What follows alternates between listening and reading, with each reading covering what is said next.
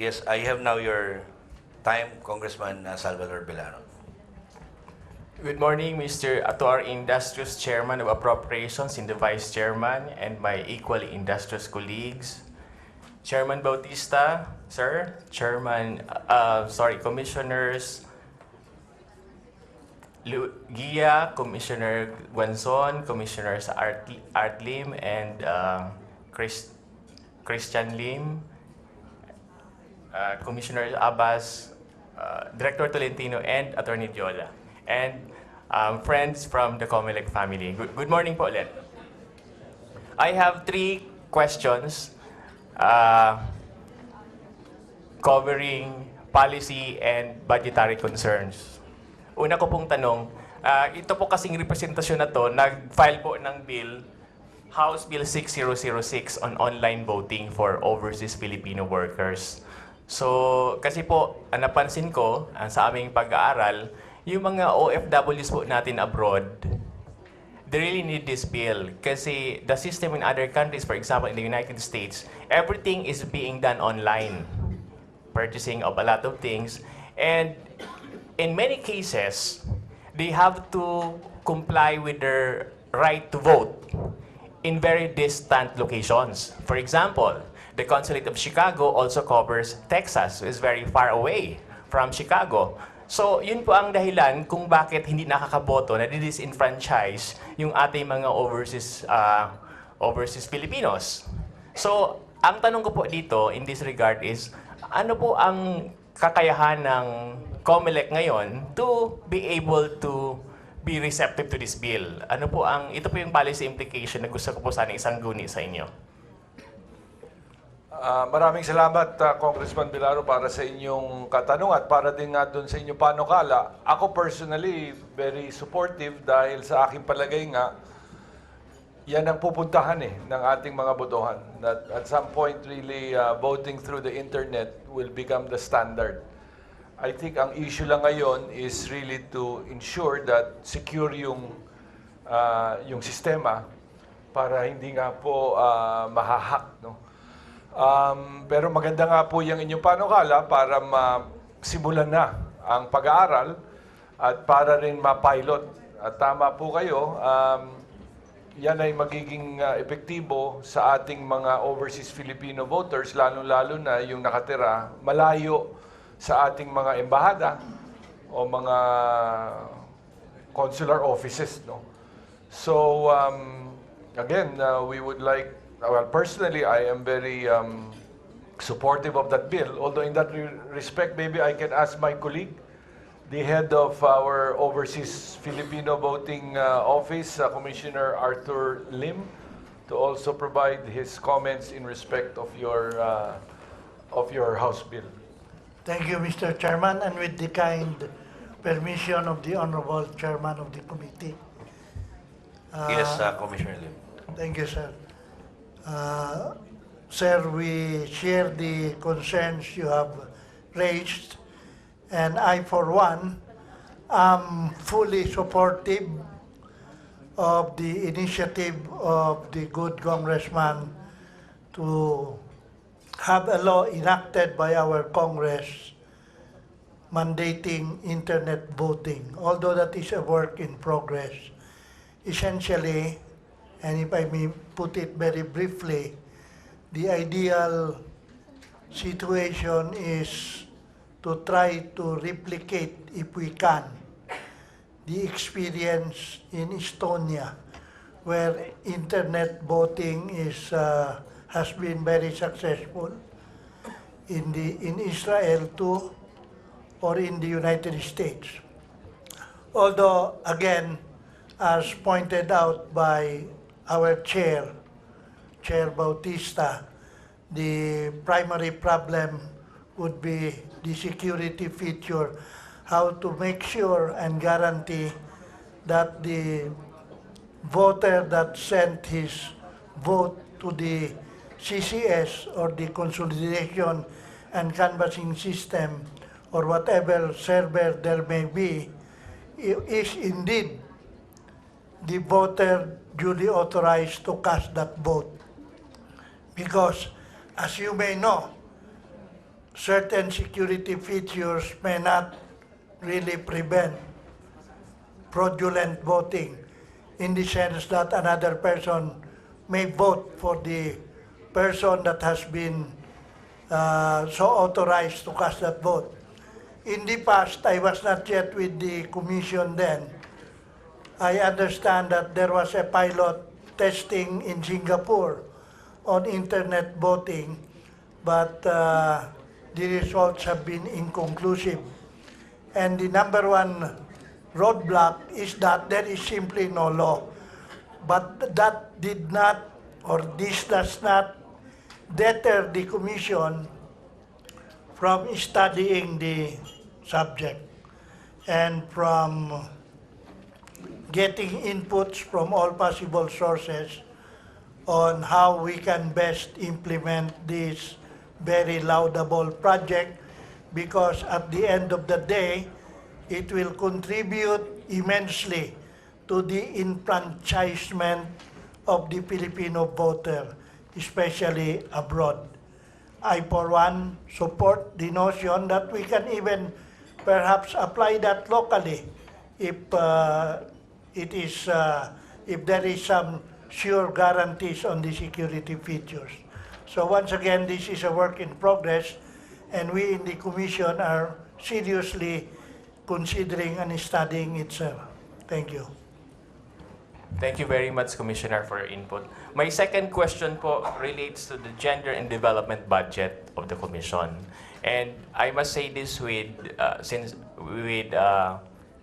sincerity, kasi nakita ko po yung COMELEC ngayon could be a role model for the implementation of the gender and development budget. But at the same time, I think the good chairman of appropriations would agree with me that right now, an issue which is being resolved by Congress is to look for funds for free college education. So nakita ko po, maganda po yung implementation ng COMELEC with respect to the use of this fund which is mandated by law. And I would like to congratulate COMELEC for showing the lead in coming out with the implementation of this law. Pero nga po, may issue nga po doon kasi masyado pong malaki, because I think every government agency is mandated to take 5% of the budget. And I'm just wondering, ano po ang gagawin ng isang agency? For example, if your budget is 10 billion and you take 5% for that, for gender and development alone. Kaya nga po, baka maka-learn tayo from COMELEC as to how they're doing it. So ang tanong ko po dito, with the role and effective implementation of your program at the COMELEC and all its organizations in sub-offices, magkano po yung ballpark figure that you are in a year's time na dapat na kailangan para masustain itong initiative na ito? Because I think this is one parameters by which you could review whether it really should be 5% or greater or lower. Maraming salamat po sa inyong katanungan. Mr. Chairman, with your permission, I would like to ask our Commissioner in charge of our Gender and Development Committee, Commissioner Rowena Guanzon, to respond on behalf of the Commission. Commissioner Guanzon, you may respond. Thank you, Your Honor. Thank you, Congressman, for that question. If the COMELEC gets a budget for next year of 16 billion, by law, the Gender and Development Fund available for COMELEC should be minimum of 5% of 16 billion or 800 million. And it is true that we have been doing a lot of work in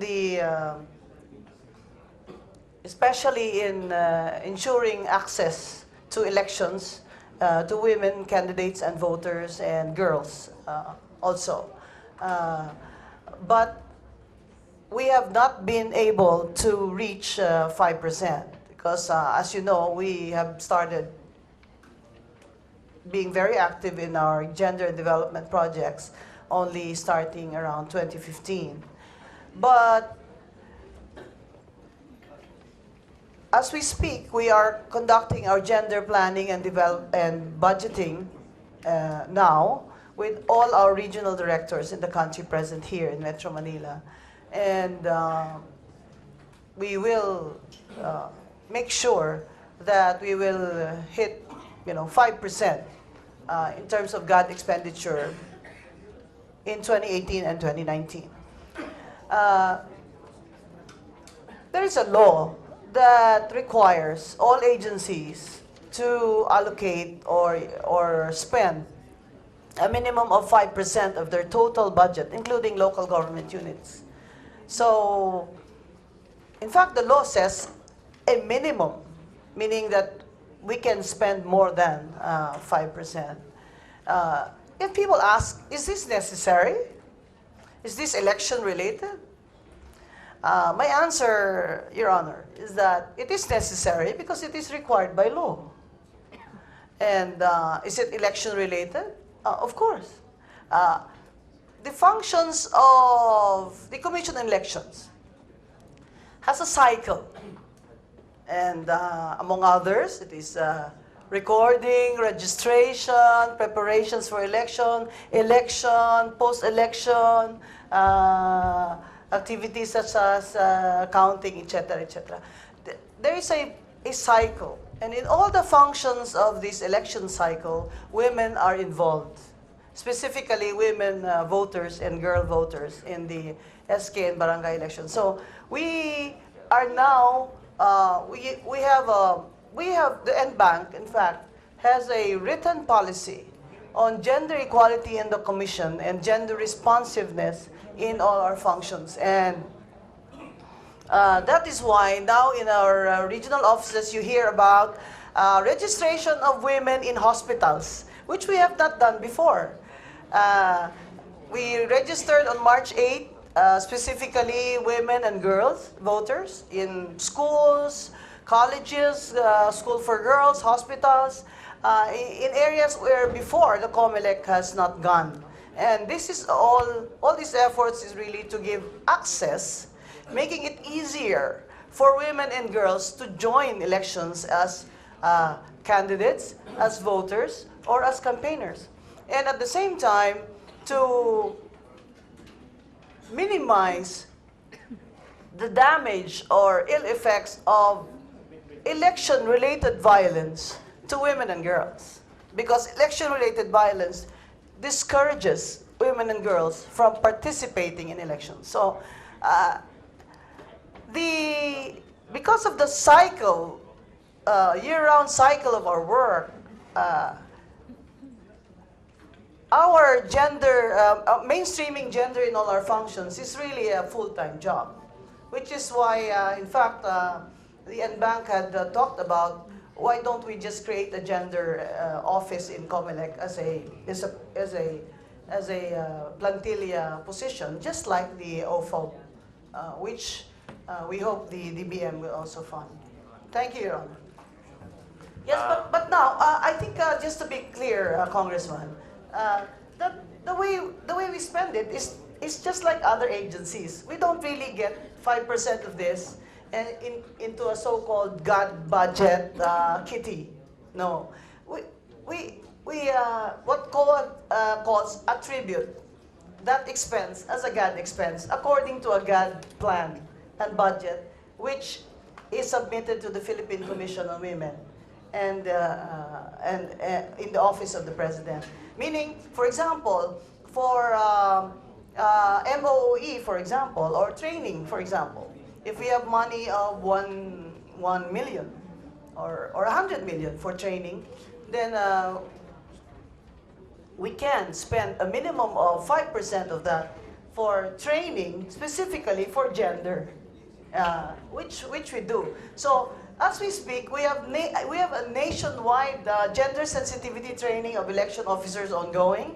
And then I'm sure in your provinces, we now have what we call the Women in Elections Seminar, where we teach, our election officers are teaching your women candidates how to fill up their certificate of candidacies and how to fill up their statement of expenses and contributions. Because in the past, this has discouraged a lot of women from running because they are not informed about how to go about running for office and how to campaign. So this is going on nationwide, and it is the expense is of course charged to the line items that you have here in our budget. It's just that it is attributed to the gender expense according to a gender plan, which our commission and bank also approves. Thank you.